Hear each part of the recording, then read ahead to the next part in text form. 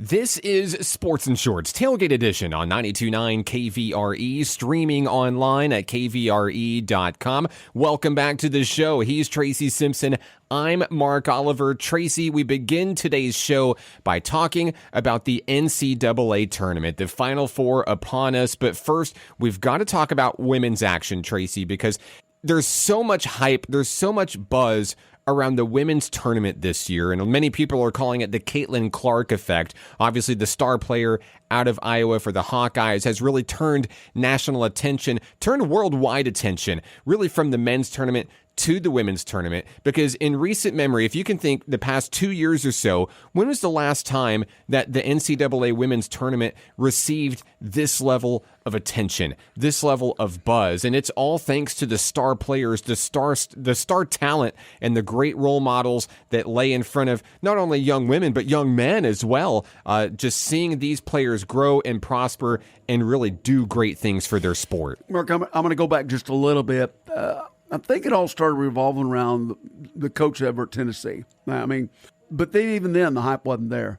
And then you go down to, of course, because we're SEC people around here, most of us. Then LSU went it, okay. But then this is a phenomenal situation where just like you said, not only the numbers, but the social media platform, I think, has just really made it go crazy. And you cannot go anywhere where there's not Caitlin Clark. And that's whether it's on television or radio or some sort of platform. And it's gone bonkers. I mean, and rightly though so. I mean, you got a lot of hype because it's the real deal. She is the real deal. And, of course, for people that has been in a cave or hiding underneath a rock, she not only topped the women's, I mean, we're talking the whole NCAA records. That's right. The all-time leading scorer in college basketball history, women or men. It's worth talking about because it is that important. It's so important to the sport, Tracy. And now you have sellout crowds for women's games, specifically for Iowa this season. There's waiting lists. You have people standing outside the gymnasium just hoping to get a look or an autograph. And the part that I think I love the most about this revitalization of women's basketball is you'll see young men, you'll see boys going and waiting in line and trying to get Caitlin Clark's autograph or another player's autograph. And I think that speaks volumes for the sport as a whole. Of course, Caitlin Clark obviously moving on to the Final Four after taking down LSU. Big rematch from last year's championship game. The Hawkeyes get the better of the Tigers in this one. Caitlin Clark wins that battle against Angel Reese. And, you know, there's a little bit of trash talk and things like that, which I kind of think is good for the sport. It's good for any sport, in my opinion. But Caitlin Clark making waves, and of course, it sparks all these conversations. What if, or what might happen? Of course, you know, could she compete in the NBA? We've talked about that before on the morning show. You know, is she going to go to the WNBA? Yes, she is. But also, you know, receiving a big offer, I believe $5 million to play in the Big Three that Ice Cube manages. Right. Big opportunities to grow women's sports, and it's incredible stuff. Well, Mark, you might already have the numbers on this list. That being invited to the Olympics, but not able to go and try out or go, you know, like she really has to try out. But as it is right now, because she's got a little bit of, well, something coming up called the Final Four and then maybe the national championship. But definitely they'll probably give her a pass on that one. How could you not have her on your team? You know what I mean? That kind of a level. But look at all the circumstances evolving around her. She's a young lady. Look at the pressure that has been on her, and she just goes every day nonchalantly and does just what she waits after practice, she waits after games, and she does sign autographs. That right there, you know, and we come to terms with pro players and some of these players being icons, of course, heroes of sorts. But this is a young lady that we need right now. We need this kind of person right now on that forefront because she's showing the way it's supposed to. She's not only good on the court, but also she's a student. And have you heard? She's fairly articulate too, buddy. One of the things that I learned as a kid, actually I didn't learn it as a kid, I learned it after the fact, but one of the things I watched as a kid, watched Michael Jordan in the 90s against the Utah Jazz, right? Mm-hmm. And at the time, I was actually a Jazz fan. It's really awkward. It's really weird. I don't like to talk about it. But wow. The thing is... Karl Malone? Listen, John Stockton. Okay, John Stockton. Okay, we can't do that anymore, unfortunately. But one of the things I did not understand as a young child in the 90s was I didn't understand that I was watching the greatest basketball player of all time. But as I've grown up and you see, the LeBron James of the era, you see the Caitlin Clark of the current era, I've learned to appreciate greatness as it stands in front of me. And in terms of women's basketball, we just might be seeing that. Women's basketball has so many leaders right now that I can only hope that it does great things for the WNBA as well, and women's parity in sports, and it furthers the discussion for equal pay and women's equality in sports going forward. This group right here, these young ladies that round out this Final Four, NC State, South Carolina, UConn, and Iowa, they're leading the charge, and they're doing great things. And I can only hope that the discussion isn't finished as soon as the tournament is finished coming up next week. Well, I hope the same thing too, but you're seeing numbers drastically different from college girls basketball, women's basketball, than the pro level. I mean, it's unbelievable, the difference right now. Their numbers are shooting through the roof. And like you said, this may be one of the all-time Final Fours of I don't know, the century, obviously. But here's the question you got to mark, too. Are the numbers going to go down when this particular group leaves? Because South Carolina, like you said, undefeated, Caitlin Clark, and all the other ones. And there's a couple of girls on Iowa's team besides her that can really light it up also, don't get me wrong. But as a whole, will the numbers go down afterwards? We got to think about that. Are they going to meet as big numbers as the men's Final Four, which that bracket right there is something special? Well, I think it's already surpassed those numbers, in my opinion. The amount of discussion and discourse that's happening across the women's part with the level of talent that's there. The men's bracket, which we'll talk about in a moment, really has felt more wide open, a lot more upsets. But, one of the cool things that we've seen in this tournament on both the men and the women's side is that this is the first time ever that we've seen two different schools send both its men and women to the Final Four. It's never happened before. Now, we've seen the men and the women for one school go before, but never two different schools. And I'm talking about NC State, and I'm talking about UConn specifically. But Tracy, I'm going to go ahead and put you on the spot here as in terms of the women's Final Four, of course, being played on Friday. This show airs on Saturday, so we have to make a prediction before it happens. You've got NC State versus South Carolina. You got UConn versus Iowa. Go on the record. Tell me what the championship game's going to be. As much as I'd like to see history in the making with Cinderella story with the NC States of the world, because I've been following the men's NC State, that, but I've got to go undefeated South Carolina against Iowa. And South Carolina, they're tough, man. They are tough. I don't disagree with you on that pick. That's the same pick that I have as well, South Carolina and Iowa. I think Iowa has what it takes to win it all, Tracy, because taking down LSU in the Elite Eight, I know it's just an Elite Eight game. It really felt like a championship game out there. The level of competition, Angel Reese is a tough basketball player. That was a tough game, and it was very, very fun to watch. And I don't remember the last time I sat down and watched a women's NCAA basketball. The whole thing. I've been converted as well. I'm a fan. And I enjoy it. Of course, I've spent a lot of time with basketball this season at various levels, but I can learn to enjoy and appreciate the greatness in front of me. I think the best is still yet to come for women's basketball, the WNBA, and beyond. Well, there's no doubt about that. And those teams, you know what, very deservingly in the Final Four. But speaking of the men's bracket, which we'll dwell into and try to gather around that, man, you talk about a Cinderella story. And, of course, the number one UConn, we touched on it last Saturday, Mark. Can anybody touch them?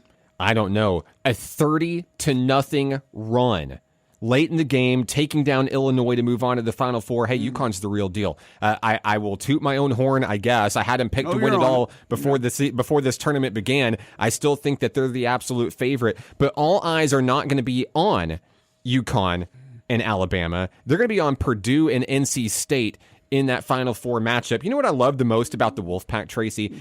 they're not just underdogs. They're like under puppies. Okay. Yeah. This is a team that finished 10th in the ACC regular season standings. They went into the tournament with a sub 500 conference record. And look where they stand today. They're 1 win away from the national championship game.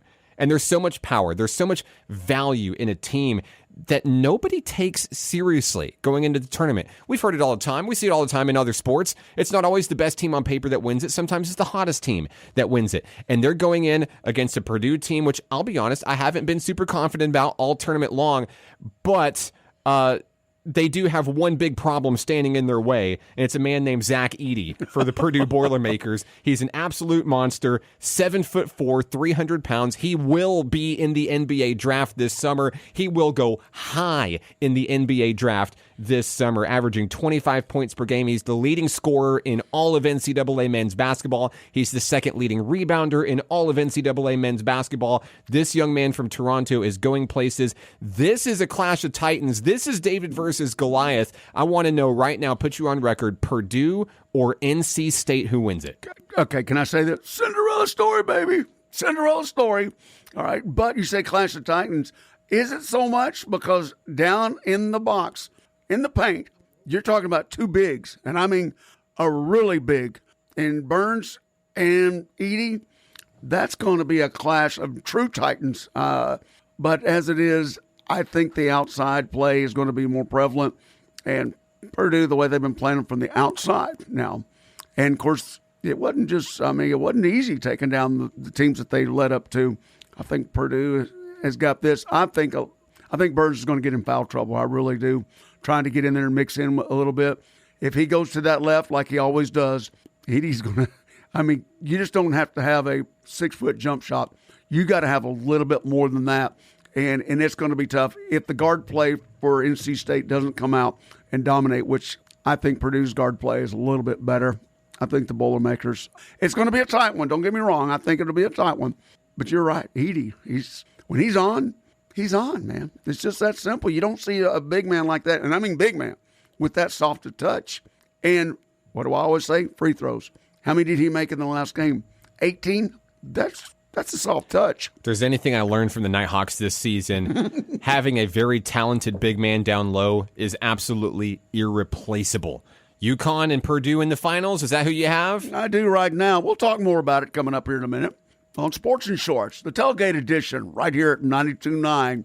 More of it coming up. Welcome back to Sports and Shorts Tailgate Edition here on 92.9 KVRE, streaming online at kvre.com. With Tracy Simpson, I'm Mark Oliver. Tracy, now let's turn things to the local recognition for a very big program that has made a lot of history in the past season on the gridiron. That's Cutter Morning Star. The Eagles coming off of one of its best seasons in recent memory, making it all the way to the semifinals of 8-man football, just one game away of that state championship game. Coach Nick Finley has these guys ready. The participation has grown significantly. They've doubled their numbers in the past year, and they have a very talented young man leading the charge at quarterback in Peyton Mills. And this week, Peyton Mills gets the opportunity to do something very special, joining some elite company at the Elite 11 Regional Camp in Oxford, Mississippi. And joining us on the phone lines this week, Coach Nick Finley and Peyton Mills of Cutter Morning Star. Gentlemen,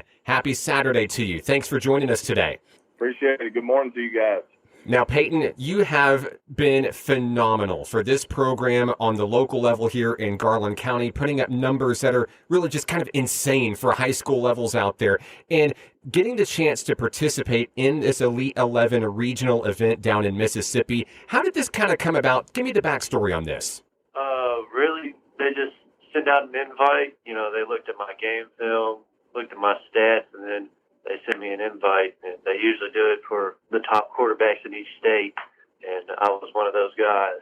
And that's right. My understanding, just one of 4 guys in the state of Arkansas getting the chance to have this honor and go and be represented as one of the top quarterbacks in the nation. And there's a bit of a competition aspect to this as well. Is that correct? Yes, sir. That's correct. Tell us a little bit about tell us a little bit about all Did they tell you beforehand exactly what it was all going to be about? I mean, did they draft you a letter or send you an email on exactly what the competition is going to be like? And is there certain brackets? Or give us a scenario of what you think it's going to be like. They sent us an email, kind of just telling us that they're inviting me to it. And really, it's just you go to this camp and you just try to throw the best you can and prove that you're the best guy around in the country. And then they bring you in and with all the guys that they picked, like the top guys that they picked from those camps, and they all kind of just battle out. And then they kind of dwindle it down to the top 11, and they usually rank them out of that top 11. And usually those guys are the best quarterbacks in the country. Now, for our listeners out there, they don't invite just anybody to this event, Tracy. 27 of the 32 current NFL starting quarterbacks have went through this. 15 of the past 16 Heisman Trophy quarterback winners have also went through this. So this is elite level competition that Peyton is getting the chance to be a part of. Now, Peyton, this may be your first time going through the gauntlet with the Elite 11 Regional, but maybe there's a little bit of familiarity with it because it's my understanding that it's not your family's first time in this event. Yes, sir. My brother was also invited to it. He went to the one in Houston, and I think he was probably just one person short. I really think it's just one bad throw short. He would have probably been in. But, yeah. Tell me this now that with the evaluation as it is, tell us right now, you're a little bit nervous going into this? You got a few butterflies? Yes, sir. I'm a little bit nervous, but I'm really excited about it because it's a really big opportunity for me to put myself out there for sure. And, of course, Tracy, we have seen Peyton Mills in action, of course, for Fountain Lake games in the past couple of years. Peyton's the real deal out there. I remember there was one game at home at Cutter where he threw for more than 500 yards against the Cobras in that game. Really incredible stuff. And Peyton, of course, I know that there's a lot of hard work that goes into what you do, a lot of training during the season and during the off season. Can you share with us a little bit some of your mentors and some of those that maybe deserve a little bit of recognition for helping you continue to grow into the kind of athlete that you are today? I work out with the UCA quarterback. His name's Will McElvain. He's also known as the QB doctor, but I work with him just about every weekend, and he helps me a lot with my throwing form and just working on that. And I also work out with my dad most days. We try to throw almost every day of the week, and I lift a lot. I try to lift maybe once or twice a day. Coach, hey, this is obviously something that once in a lifetime sometimes when you get a quarterback of this caliber. What was it like? What led you in his first couple of games to going like, this guy, he might be the real deal. He's something special. What led you up to that moment, Coach? Well, he definitely makes my job a lot easier calling plays for sure. But just when I took the job here, obviously it was, we had 7 to 11 players and we ended up with 18 that first year. But normally you can tell when a kid shows up and you say, hey, he says, hey, I play quarterback. And so you say, all right, let's throw a little bit and see it. So when I seen he had an arm, and he could throw, and he had a tight spiral. He had good form, good technique, and kind of knowing that coming in also, I watched some junior high film of him. And so I knew he was very talented, but the guy's a competitor. I can't say enough about how hard he works and how much pride he takes in his craft and how much pride he takes in his team. But the thing about that I really love about him is that he makes everybody else around him better. He pushes them. He keeps them accountable. And obviously the numbers talk for themselves. He's, from 2 years just playing, he's 4,500 yards throwing total. He doubled his touchdown numbers this year. He threw 36 touchdowns this year. So, I'm excited about us making the transition to 11-man this year. And, a lot of our offensive success obviously, comes from the quarterback position. And I'm just really eager to see how he, transfers into the 11-man. Coach, a follow-up question for you as well. Peyton is just one of 4 quarterbacks selected for this honor to go down to Mississippi and be recognized and have a chance to compete, to go to the next level. And what does that mean for this community? Of course, we've had the chance to see so many big things happening at Cutter over the past couple of years. Beautiful new facilities. Of course, the success of the football program last season going as far as you have. What does it mean all of this is coming out of a very small community, Cutter Morning Star here in Central Arkansas?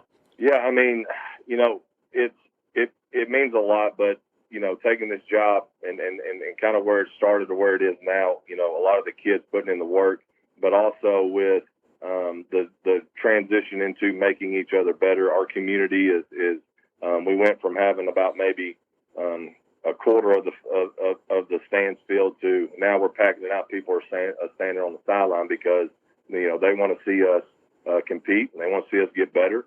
You know, full community support. But, you know, the big thing there is with Peyton being 1 and 4 in the state. I mean, you're talking about the other 3, Bryant starting quarterback, Hardin Academy starting quarterback, and CAC starting quarterback, which Grayson Wilson has an offer from the Razorbacks.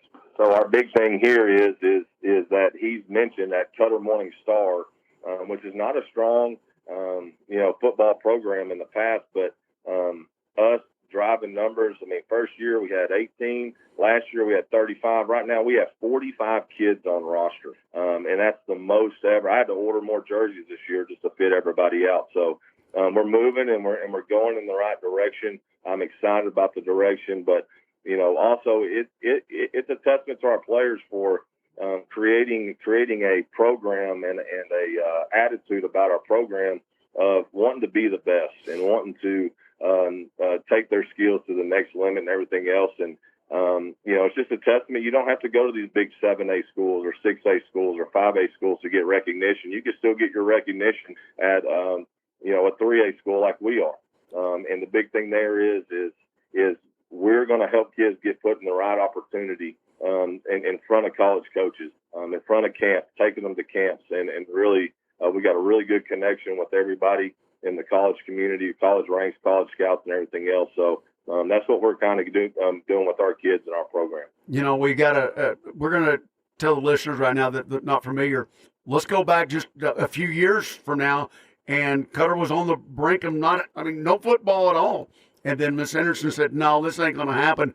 And the rest of the community got together. They circled the wagon, so to speak. And, Coach, you came up, and you had to think, you know, is this the right choice? You know, because you're a family man, you know, you got to make decisions too. But obviously you made the right decisions. You got the community to buy in, and you're doing a phenomenal job over there. Every day I drive by that facility, and I know you don't see that white truck that you know, but I'm honking at you guys when y'all are practicing out there all the time. You? Okay, awesome. Yeah. You know, being from the community, and of course, and just these smaller schools, whether it's Cutter, Fountain Lake. I mean, that shows just pride in what's going on, and we want to congratulate you guys so much. And Peyton, hey, just remember, there's a kid that just came from Earl who played down at Baylor that's going to be in the draft this year, and they were a little bit smaller school than you guys. And knowing that dreams do come true, what do you think about if something did happen and you got to go to the next level? What would that do to you and your family? The next level would be great for me and my family, especially, you know, just making it there. I could definitely take care of everybody. You know, it would definitely help financially for sure, you know, stuff like that, basically. And I wouldn't have to pay for college as well. Get an education there on as well, huh? Oh, yeah. Education is very important for sure, especially, you know, my main goal is definitely to graduate college and get my degree, because I would really like to be a coach and a teacher. There you go. All it's done. So, yeah. Love that answer. That's the best answer that you can give. Man. Absolutely. Congratulations, son. You just took, man. How about that, Mark? Pretty good stuff. Absolutely. Now, Peyton, I don't know how much you can share with us, but obviously your talents on the gridiron have got you a lot of attention, I'm sure, from coaches at the next level. And you still have a whole other year to go before you have to make a decision there. but can you share with us maybe some of the teams that have been interested in you? And also assuming that when you go down to Mississippi this weekend, you're going to have so many more sets of eyes on you seeing what you can do.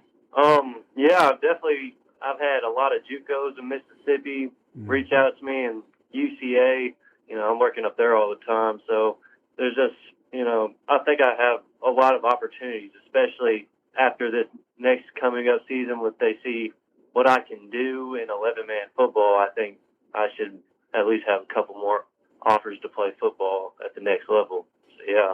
Well, Peyton, safe travels to you. Good luck at the event. Coach Finley, thank you guys so much for coming on the show. Best of luck in 11-man football this year. Thank you. Thank you. I appreciate it. Coach Nick Finley of Cutter Morning Star and Peyton Mills, the Eagles quarterback. Big things coming for Mills, participating in the Elite 11 regional camp in Oxford, Mississippi. More Sports and Shorts Tailgate Edition coming your way next here on 92.9 KVRE. Welcome back to Sports and Shorts Tailgate Edition here on 92.9 KVRE with Tracy Simpson. I'm Mark Oliver. Tracy, let's jump back into the NCAA men's basketball tournament, continue our discussion. We talked about NC State and Purdue. We teased a little bit about UConn and Alabama. Let's go more into the discussion on the Crimson Tide and the Huskies, the second half of the men's Final Four. This one should be a juicy one as well. At the start of this tournament, I'll be honest, if I had to pick one SEC team that would still be standing at this point, it would have been Kentucky, not Alabama, but Alabama has really made waves with a particularly unique style of basketball that's helped them get all the way to their first Final Four. This is a team that lives and dies by the three ball, and in general, it's kind of a really risky strategy. It's really paid off for the Crimson Tide. Yeah, and that's just it. When they're hot, they're hot. When they're not, they're not. Now, their defense, don't get me wrong, is pretty good because their guard play is exceptional. Sears and the rest of them, they are something. They get in everybody's face. And by doing that, when they go ahead and run and gun, it just the separation there.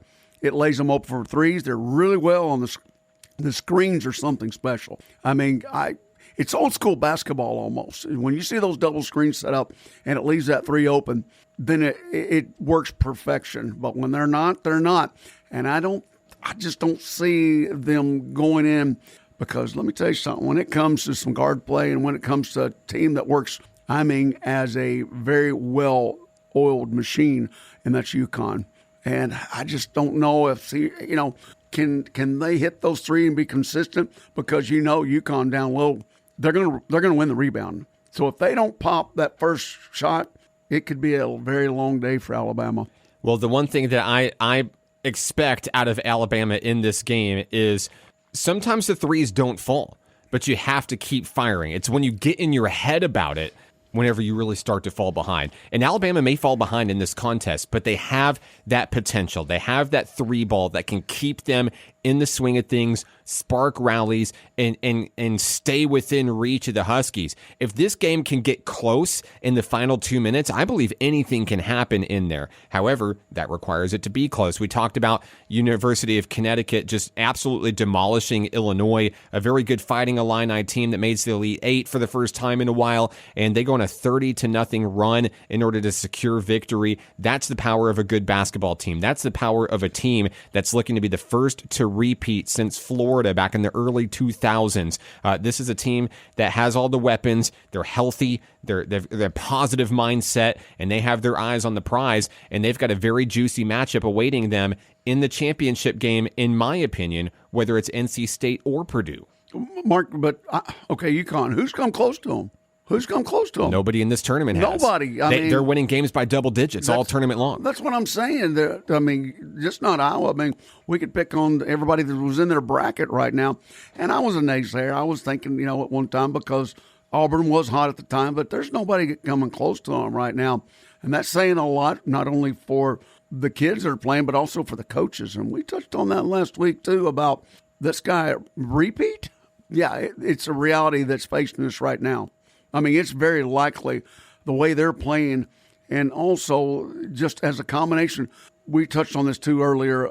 I believe it was the first Sports and Shorts. Look, you're in deep now. You've gone so many games. The bench has to be, and I know they got some rest. Okay, they got some rest this week, But when you're talking about that many minutes for the starters, the bench, when it gets this deep in play, has to be there ready to roll. And they've done just that. When their coach is called on the bench, they've come out and made a ton of effort. And their bench scoring is something special. I don't think South Carolina has that deep to go to. And, I mean, they've got a couple of players, but they don't have that sixth and seventh man that can come off and light it up. UConn, is there any tarnish in their shield at all? I don't think so. I think they'll have an easy time with Alabama, in my opinion. I think that the lack of a mid-range game for the Crimson Tide, they don't shoot anything in the middle. It's either down-low layups or the three ball or free throws. And that's been the winning formula that's got them this far. But I think they're going to run into a buzzsaw with the Huskies. There's no doubt. I think it's going to be a fabulous game on Saturday. But I do think that when it's all said and done, the prediction that a lot of folks said, the Purdue's and the UConns of the world come Monday night, I think that's going to be a pretty good little matchup, and that's just what I'm saying right now. What do you think? Yeah, I think it's going to be a lot of fun to watch. Of course, elite talent. You're going to see a lot of these guys playing on the NBA stage as early as next season, and it's really fun to say, hey, I saw them before they made it to the big time. Yeah, and let's revert back a little bit, keeping on basketball, though, right now. We still got to say a big congratulations over to the Nighthawks. It's something special this season. Of course, you've followed them the whole time, and that's something that you and your boys shared for a spring break that's so special.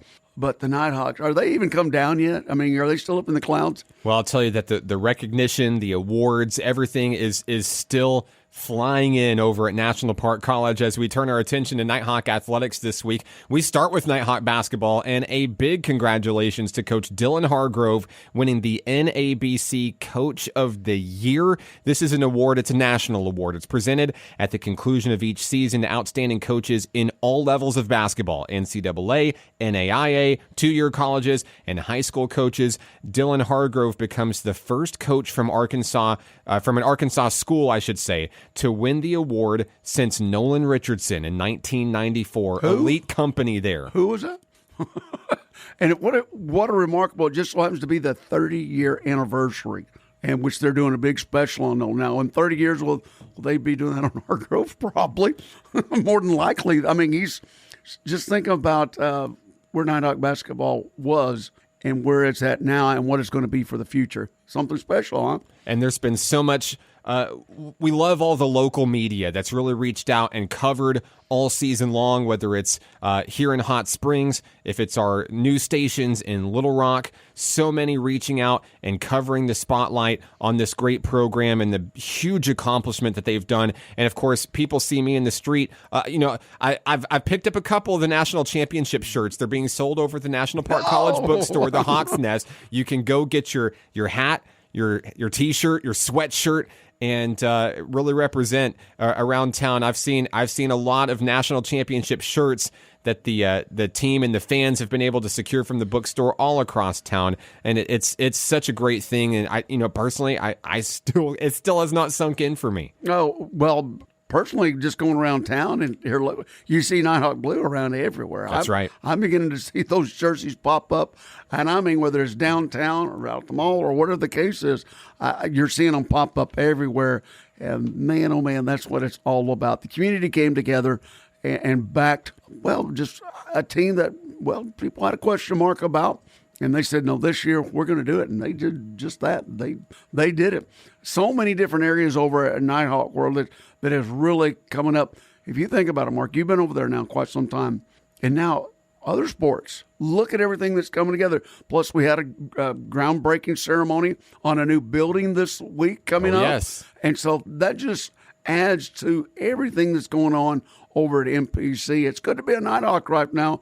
And with baseball and softball coming up, they got some special talent over there also. Boy, softball's in full swing right now for the Nighthawks. Tracy, behind a 5-game winning streak, NPC has taken charge in NJCAA Region 2 play. They jumped all the way up to the conference's number 2 spot. They're 14-14 this year, but 10-4 in conference play. Coach Autumn Wyatt knew last year after following the Murray State in the Region 2 championship game, an undefeated Murray State team. She knew that she was going to have to go out and play the toughest teams in the nation. So, yeah, She's sitting at 14-14 right now, but that 10-4 record is everything. Big Region 2 sweeps, taking out SAU Tech and Western Oklahoma State College in the past week. And this is a team that's building momentum late right now. And of course, you can catch NPC today in a doubleheader at Majestic Park. They begin at 2 o'clock. They'll take on North Arkansas College, making the trip from Harrison. I'll have the call for game 1 live on the Nighthawk Network. You can catch it at np.edu/live. Now, speaking of that, and I'm going to keep harping on this. If you've not been out to Majestic Park, you've got to get out there. It's so it's unbelievable what they've done out there. Was able to go see my little nephew play, just the junior high level. It's pretty cool in a tournament the other day. But from all the way up, from the little guys to the big guys out there, it's a fabulous park. And, of course, we say this all the time. You'll get to see that statue of the Bambino, and that's something special, only 1 of 3 in the world. But this is something special that National Park has come together once again, and you're starting to see more and more people showing up for these softball and baseball games. Oh, yeah. Packed crowds over at Babe Ruth Field at Majestic Park for the Nighthawk baseball team. The Nighthawks enjoyed a doubleheader sweep of Arkansas State University Mid-South last weekend, winning 11-1 and 13-3. Sophomore pitcher Eli Hutcherson from Cabot picked up his 6th win of the season. He's now number 2 all-time in wins at National Park College, and with 94 career strikeouts over his past couple of seasons, Hutcherson is now 7 strikeouts away from becoming the Nighthawks all-time leader. He was named NJCAA Region 2 Pitcher of the Week this week, and you have a chance to see Hutcherson and the Nighthawks in action later today against the University of Arkansas Rich Mountain at Majestic Park. The doubleheader begins at 3:30 p.m.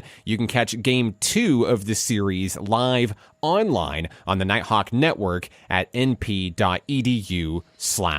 And I guess, Tracy, a lot of people coming in, of course, big baseball and softball this weekend. A lot of traffic, foot traffic in Hot Springs this weekend for the Eclipse coming up on Monday. Got to give a special birthday shout out to my boy, River Oliver. No way. Turning 6 during the Eclipse. No, he's not. Oh, yes. 6 going on 16. Oh, yes.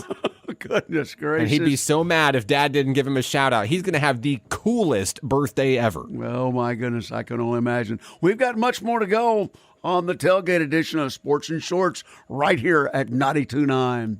Welcome back to Sports and Shorts Tailgate Edition on 92.9 KVRE, online at kvre.com. Final segment of today's show, Tracy, and we'll talk some local baseball and softball. But before we get to Garland County's action, got to give a nod up to the hill way up in northwest Arkansas. Arkansas Razorbacks baseball taking down LSU, a big 3-game sweep. How about that? You know, Mark, you think about it's still early season. I know they've played a couple of dozen games now, but sweeping LSU, if you think prior to that, throughout the years, LSU's baseball, national championships and stuff like that. And this wasn't easy, but McIntyre and the rest of the pitchers that came out, man, they made it happen. The bats came alive finally, but it was a struggle. But sure enough, it was a sweep.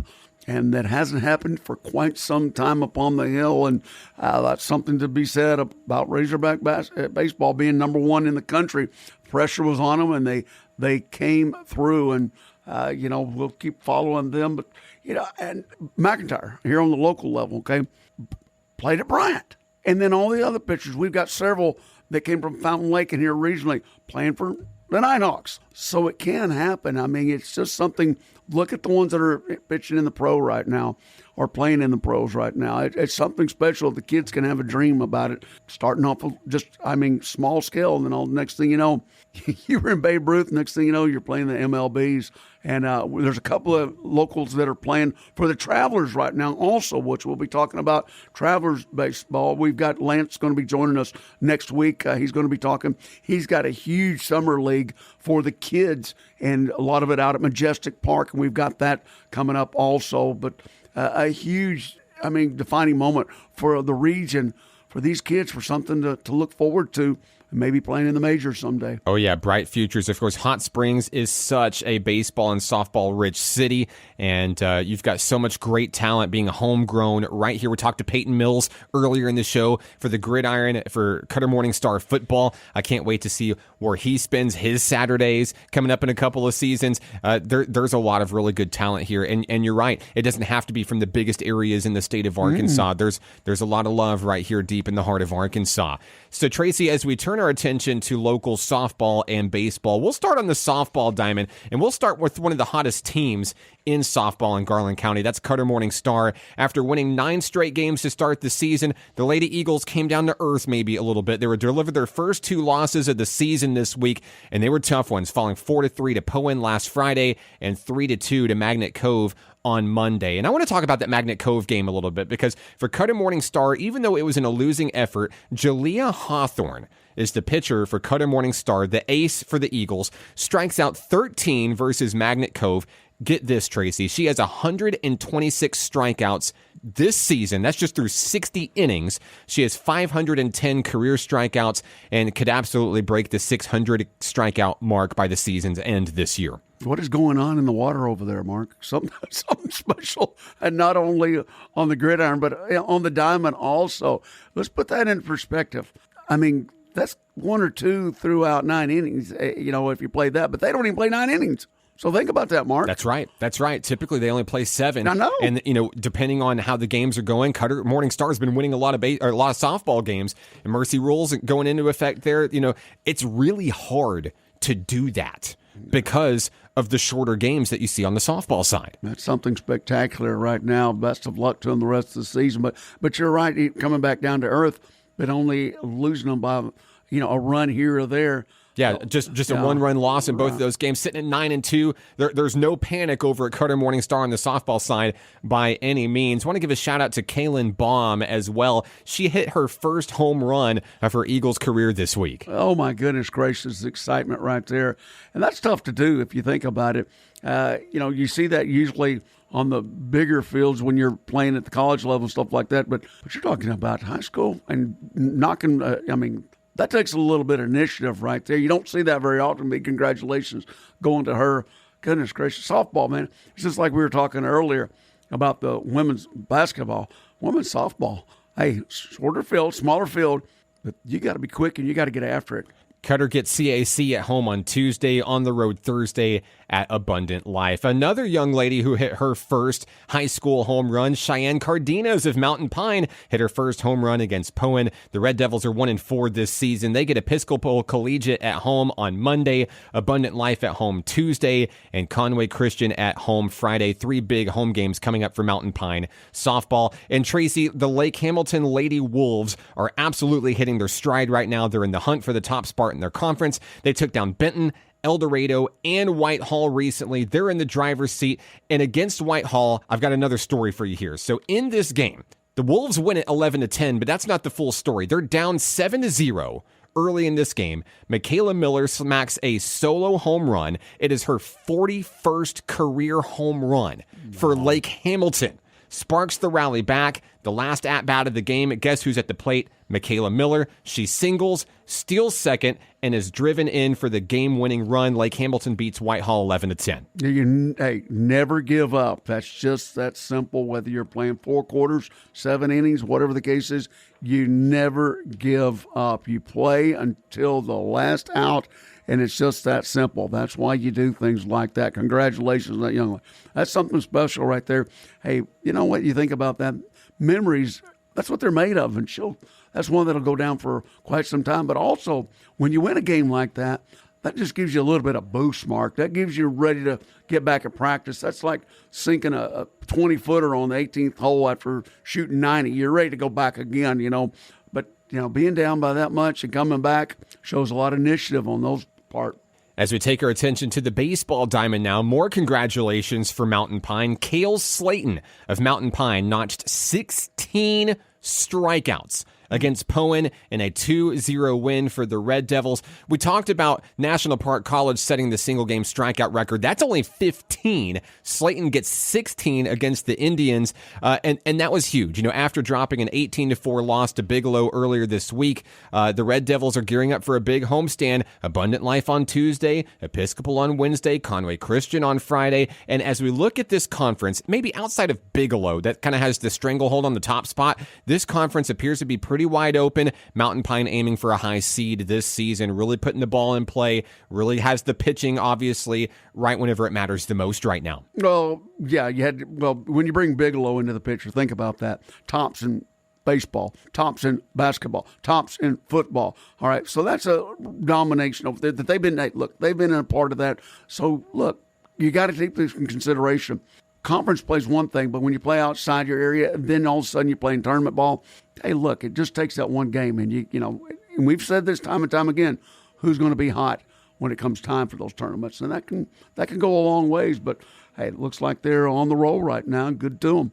Around the county, the Lakeside Rams have rallied for some impressive conference wins as of late. They've taken down Benton and El Dorado. Now, they're still on the outside looking in terms of their season goals right now, but the Rams turned their attention to some pretty big games this week, a road trip to Whitehall on Tuesday, and a home game against Pine Bluff on Thursday, and a big showdown against Hot Springs on Friday. And congrats to the Trojans. They picked up their first conference win this week, beating Pine Bluff 18-4 with about a month left in the regular season. The Trojans are hoping to use that victory as fuel to spark a rally for the rest of the way. But Friday, April 12, Lakeside and Hot Springs go to battle. That one is very, very big for the conference standings. You know, when you think about these teams in the region, all right, when you think of Lakeside, Hot Springs, Lake Hamilton, and you think of Cutter, Fountain Lake, Jeffersonville, Mountain Pine, these kids have played each other time and time again.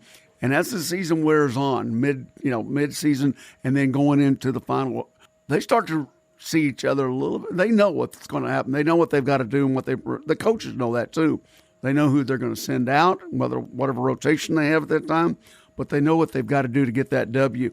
And I think the play is going to be a little bit more competitive as we start to dwindle down this last month in the series. Tracy, last but certainly not least, is the hottest baseball team in Garland County this season, the Lake Hamilton Wolves. The Wolves didn't hang their head after losing that 1-0 game to Benton back on March 26th. They bounced back with lopsided wins over El Dorado and Whitehall to remain the number one team in the conference. This week, the Wolves travel to Texarkana on Tuesday and Arkadelphia on Thursday on the road, and then a big home battle with Sheridan on Friday. Wolf Country is alive on the baseball diamond. Well, when you talk about that 1-0 Benton, now that's Benton and Bryant, Mark.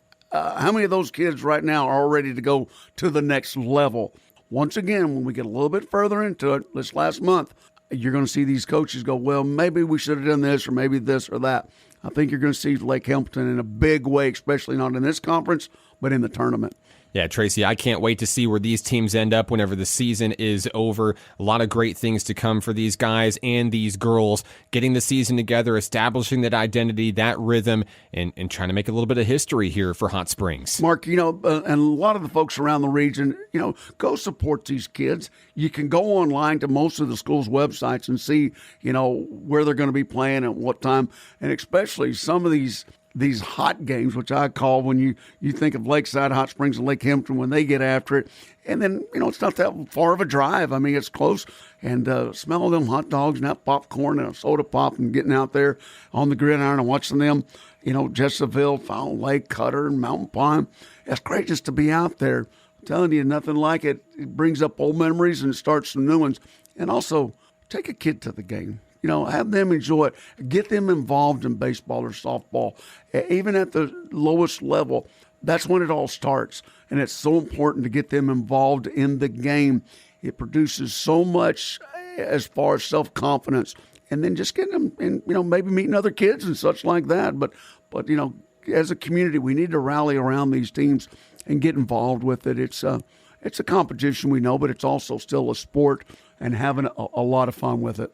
Yeah, how many athletes got their start from just, being out there on the baseball diamond? I think about that all the time. I grew up playing baseball up at North Garland County Boys and Girls Club. It's now Cedar Mountain.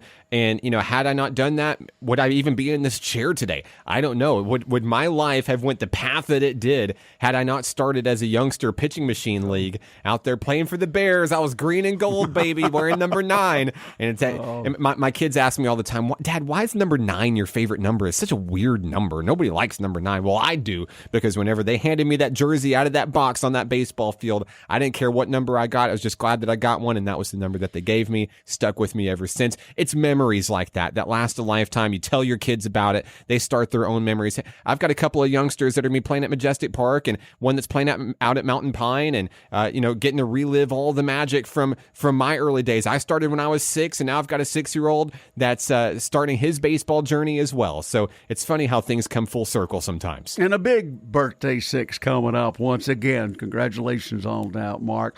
More Sports and Shorts Tailgate Edition every Saturday morning from 10 to 11. Mark, appreciate you coming on board today, buddy, and we'll see how we do in those Final Fours, okay? Yeah, we'll recap the tournament next week, interview another rising star here in Garland County, and more stories or two coming your way. Thanks for tuning in to Sports and Shorts Tailgate Edition on 92.9 at KVRE.